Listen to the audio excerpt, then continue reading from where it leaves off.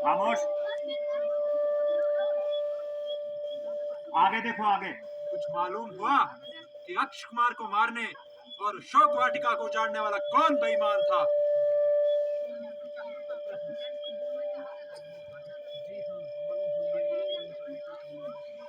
जी हाँ, मालूम हो गया। वो कौन है? वह पवन का बेटा हनुमान है। है? क्या कहा? पवन का बेटा हनुमान? क्या तुमने कोई धोखा तो नहीं खाया?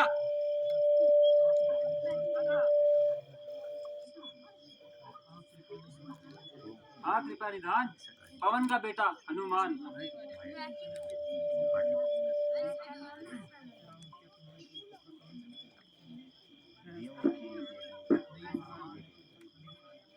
नहीं महाराज, मैंने कोई धोखा नहीं खाया।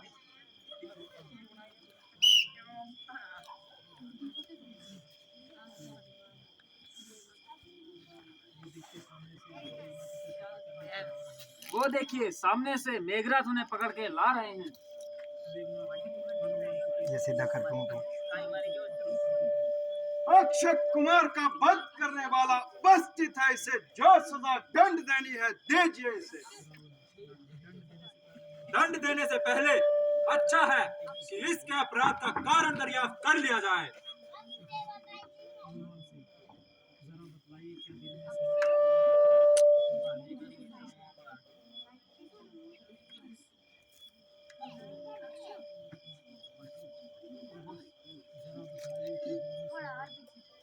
जरा बतलाइए, क्या दिल में सुनाई जो लंका में आके आफत मचाई? शायद मौत नहीं नजर आई।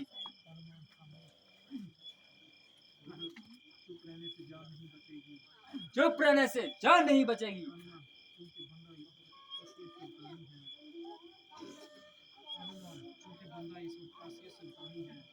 क्योंकि बंदा इस वक्त असली सुल्तानी है,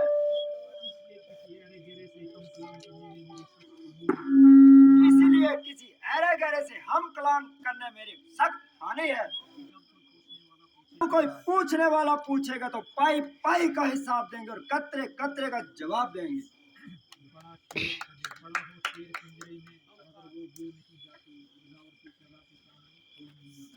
बड़ा हो शेर पिंजरे में मगर वो भू नहीं जाती, दिलावर की कजा के सामने वो भू नहीं जाती। रस्सी जल गई मगर बल नहीं जला। जले बल किस तरह मेरा, वही तू है वही मैं हूँ, वही दम है वही कम है। अरे बेशरम, ये पेशा अख्तियार करने से पहले तो अच्छा था कि तू मर जाता, जिससे प्रहलाद विदाधर के नाम पर तू जैसे कुपुत्र का कलंक का टीका न आता।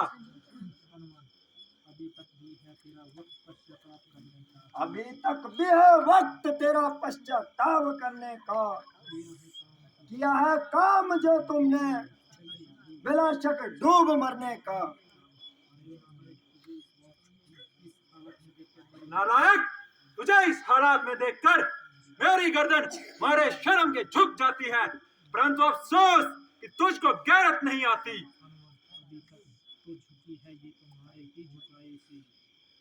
अभी तक तो ये झुकी है तुम्हारे ही झुकाए से,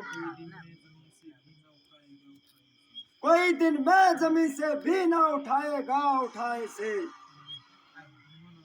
हनुमान, आज तुम निराले ढंग से बात कर रहे हो या पुराने संबंधों को एकदम ही भूल गए? हरगिज नहीं, बल्कि उन्हीं संबंधों ने मुझे यहाँ आने के लिए मजबूर किया। हनुमान आपका वैसा ही वफादार है और बेवकत जरूरत हर तरह से मदद करने को तैयार है। इसमें क्या संदेह है? यदि तेरे जैसे 5-4 वफादार और हो तो मेरा तो बेड़ा पार है। ये अच्छी वफादारी है। समस्त वाटिका को तोड़ा, अक्षय कुमार आया तो उसको जीवित ना छोड़ा। वारे मेरे वफादार, मैं तुझ पर बलिहार। मैं गया था कौन सा उनको बुलाने के लिए, वे आप ही खुद आए थे झगड़ा फैलाने के लिए। काम किसाते हैं गुल आखिर थे खाने के लिए, जुर्म था बांध के झोली भर घर ले जाने के लिए। नाहक इतनी सीओ बात पर पीछे ही मेरे पड़ गए, आए थे मारने मुझको लेकिन वे खुद मर गए। सवाल तो ये है कि तुझको कहा किसने था वहां जाने को? कहा था रामचंद्र जी ने और सुग्रीव ने, और गया था सीता जी की खबर लाने। है सीता की खबर? हाँ हाँ, सीता की खबर। परंतु सुग्रीव का उन वनवासियों के साथ कैसा संबंध? जब वो सीता जी की तलाश करते हुए ऋषभ पर्वत पर आए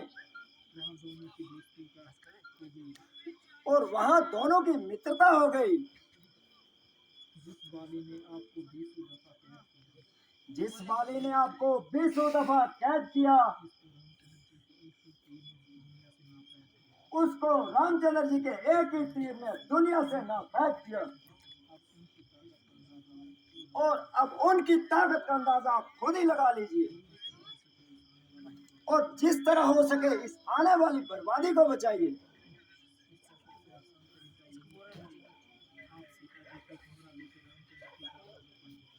इससे बचने का एक ही तरीका है, आप सीता जी को हमरा लेके रामचंद्र जी के चरणों में जाएं और उनसे माफी मांग लें। वो बड़े उदार हैं। मुझे पूरी उम्मीद है कि वो तुम्हारी प्रार्थना मंजूर करेंगे।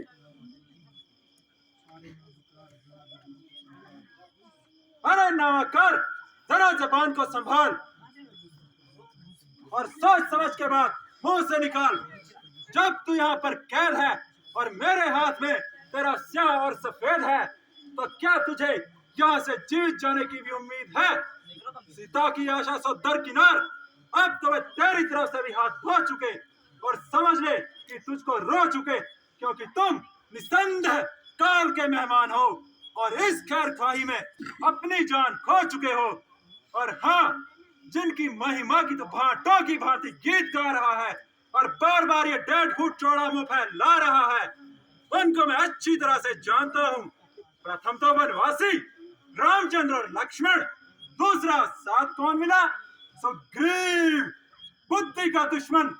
अगर ऐसा ही शूरवीर था तो उस समय शस्त्र क्यों न संभाले और बाली से युद्ध करके अपनी स्त्री क्यों न छुड़ा ली? कहीं की ईंट, कहीं का रोड़ा, भानुमति ने कुंभा जोड़ा। 150 आदमी इधर उधर से इकट्ठे किए और रावण से लड़ाई करने के मंसूबे बांध लिए। अरे मती मन, उन पर तो मैंने लंका का एक कुत्ता भी छोड़ दिया तो भागने को जगह ना पाएंगे।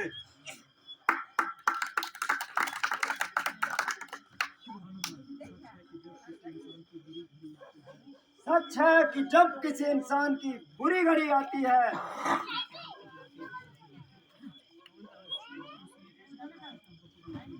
तो उसकी अकल खुद ब खुद उल्टी हो जाती है।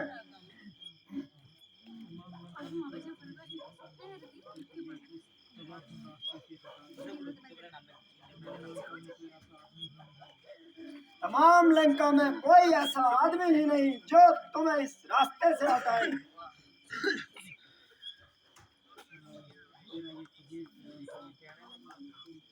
तेरा ये फिजूल ख्याल है।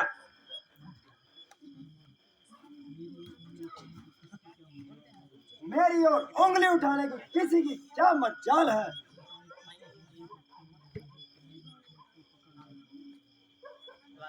इसी हौसले पर बोल रहे हो कि मेघनाथ मुझे पकड़ लाया और जाते ही जंजीरों में जकड़ लाया।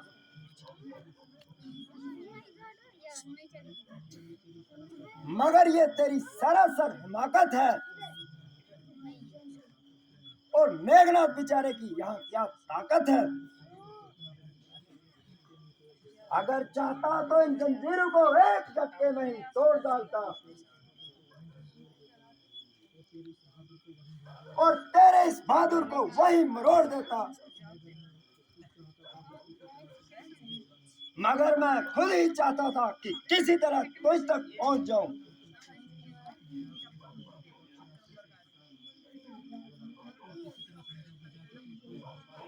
और किसी तरह समझा बुझाकर तुझको इस बर्बादी के रास्ते से हटा दूं। मगर अफसोस कि मेरी ये मेहनत बेकार गई।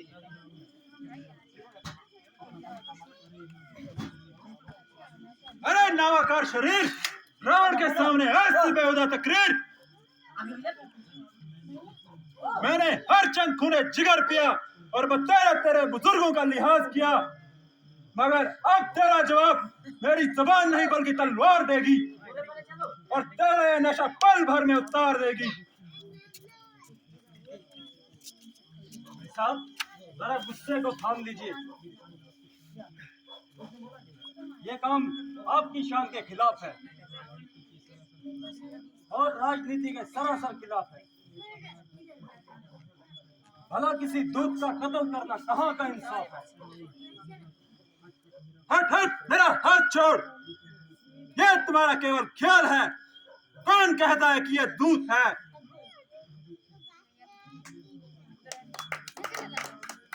जब ये अपने मालिक का पैगाम लेके आया है तो इसके दूत होने में क्या शक है? मगर इसको बेहुदा बकवास करने का कैसा हक है? बेशक जो कुछ भी इसने कहा यह इसकी मालिक की जबानी है। मुझे हैरानी है कि तुमने यह बिना फीस की वकालत क्यों ठानी है। यह राजनीति का असूल है। यह बहाना केवल फिजूल और फिजूल है। नहीं भाई साहब, यह आपकी भूल है। मेरी तो अर्ज करने की सिर्फ यही मतलब है कि किसी कासिद का कत्ल करना राजनीति के सरासर खिलाफ है और धर्म शास्त्र के खिलाफ है।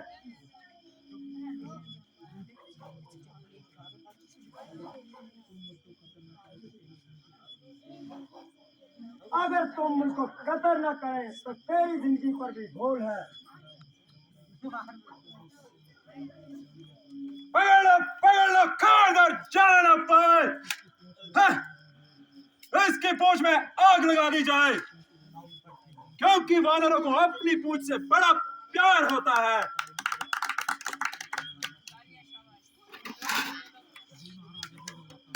जी महाराज, अभी लगाता हूँ।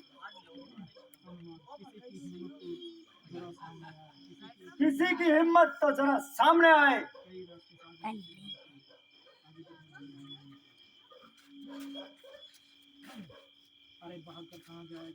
अरे भागकर कहाँ जाएगा?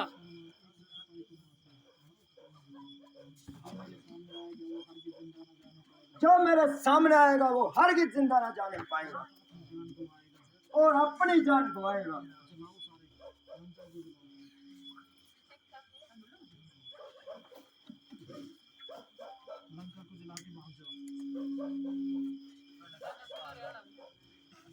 बोल सियापति रामचंद्र की।